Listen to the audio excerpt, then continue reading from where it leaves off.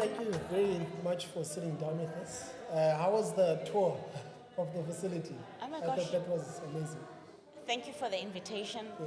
But the tour was absolutely the best way of spending a Thursday afternoon. So uplifting, so inspiring, just soul changing. Yeah. Lovely. No, it's amazing. It's amazing what Masifunda has done with the place. I want to ask you a couple of questions. I want to start with your perspective on what's happening in South Africa currently. What do you see in terms of where South Africa is? Yeah. I mean, that's a very big question. Yeah. Unfortunately, the answer, South Africa, I think, is in a very challenging space, facing a lot of headwinds, no matter which way you look at it. From a development point of view, from an infrastructure point of view, from all the social indicators, not looking good, from a competitive point of view, from a foreign direct investment point of view. I think, lots and lots of challenges. We couldn't even pass a budget just 2 weeks ago for the first time ever. Yeah. So I think it's a very challenging space that South Africa finds itself in. Highest unemployment rate in the world, one of the most, according to the World Poverty measurements, the most unequal country in the world, 30 years after a democracy. Not a good place to be. 80% of children unable to read and write for meaning by the time they're 10 years old. And the list goes on and on and on. Yeah. Those are all of the not so nice things, happening in our country currently.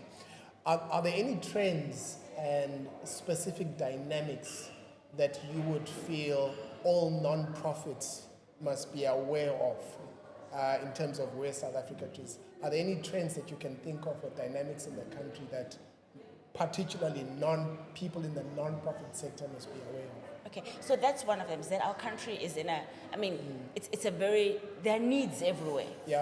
No matter whether it's education, whether it's hunger, whether it's housing, there are needs upon needs, and the needs are growing because poverty is becoming more and more entrenched. All the social ills are becoming worse and worse. So there are needs everywhere. As a result, South Africa has one of the highest number of NPOs per capita in the world.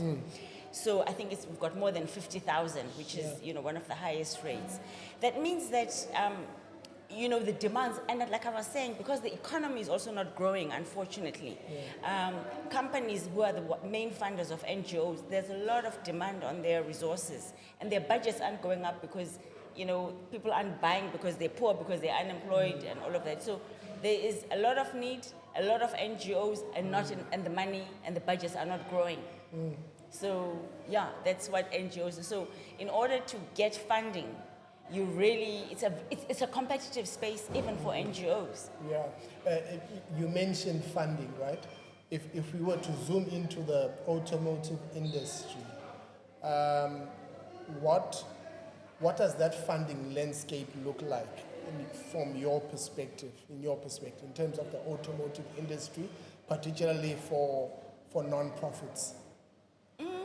I don't think we're different from other corporates. 93% of all organizations fund education, for instance. It's the most funded sector. And then after education, it would, and the whole gamut of education, from early childhood development, Actually, even, the first 1,000 days, early childhood development, primary school, I think a lot more focus is going in the early years, and then all the way through to tertiary and employment initiatives. And then a lot of support goes to skills development and social support, supporting NGOs. And then health is a big issue. Not necessarily in the automotive sector, I would think, but a lot of companies are driven by the needs of the communities in which they find themselves. So depending, it is a good thing. Yes, it is a very good thing. The community, depending on the local circumstances, that's where you generally tend to go. Yeah.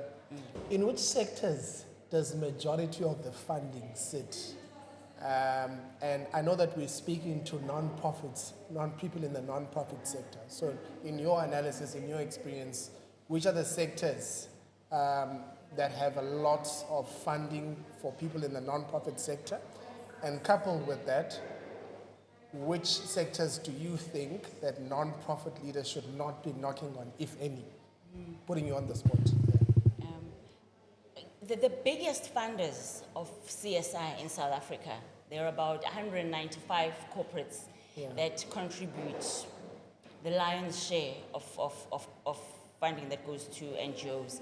So in 2024, funding given to NGOs was about 12.7 billion rands, okay, which is up. That's a lot. Yeah, it's a lot, but if you compare it to government budgets, it pales into comparison. And that 12.7 billion comes from 195 companies, but 60% of that comes from only less than 100 companies, okay? But the biggest funders are the mining companies, the chemicals companies, the mineral resource complex, Sasol's, chemistry, whatever. That's the first sector. Then the second sector that has the biggest funds is what I would call the retail sector, like the Checkers, Pick and Pay. I didn't know that. Yes. Vodacoms, MTN. Telecommunications. They have big budgets. I mean, you can understand they have really big breadth. They have, hundreds and hundreds of stores, and they have high turnovers, and they're very consumer interfacing, directly consumer interfacing. Then the third sector that really plows a lot of money into the NGO and CSI sector, the financial services sector, the banks. Banks, insurance companies, and financial services companies in general. That's very interesting. Yeah, and if we were to zoom into VW, in terms of funding, what focus areas do you guys have when you talk to or when non-profits approach you? What are you looking for? Yeah, so like I said before, education is big for us because we think that education is the single biggest thing that changes lives and society and communities and countries. But we have a very strong focus on the early years, like I was saying, The first 1,000 days, literacy, reading for meaning, and then primary school education. But then we invest throughout, because investing in education and children is a holistic thing. And you have to start from the beginning and attend to all of that. We also have because of the high youth unemployment in our country, we have a very strong focus on youth development. Youth development through sports, youth development through creating pathways to opportunity, through creating, not too different from, through creating agency and confident young people who are ready to take up opportunities in society. Preconditions that you look at? To find NGOs. Yes. Yeah, that's a big one. Like I said, I keep coming back to the fact that NGOs really need to know that it's also competitive for them. Okay, it's not enough to just be an NGO and just be there. First of all, you have to really have a good story. What is the problem you're solving for? And how are you going to do it? And what evidence do you have that what you do works and will show results? That's very, very important. It must work.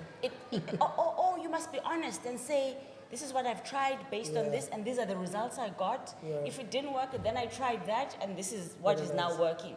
We are open to people who are honest about their learning journeys, but who are willing to learn and improve and authentic. So that's very important for me, and I think for us. But secondly, reputation and integrity and governance are important. You've got to be a trustworthy, and your reputation has got to stand up to credibility and to scrutiny. Because we don't want to be associated with people you know, whose ethics are not upstanding, Questionable, or are questionable. And then, I think, lastly, collaboration and professionalism, and just hard work and being ethical, and just really commitment to what you're doing. No, those are all good points, and I think every person in the non-profit sector can learn a lot from what you've just said. Last one is, what advice do you have for people in the non-profit sector? Yes, work hard. I mean, really commit to learning and improving. There are no universal formulas. There's no one size fits all. Different communities are different. The context is different. The needs are different. The needs are different, but there's a lot that can be gained from collaborating. We find so many times, so many NGOs working in the same area, even doing the same things, but not talking to each other, not building off each other's strengths, and not working together. And that I think takes away from the benefits that could accrue to everybody. No, thank you so much for your insights, and I really hope that they add value to all our listeners and viewers at home. I hope so too. Thank you for inviting me. Of course.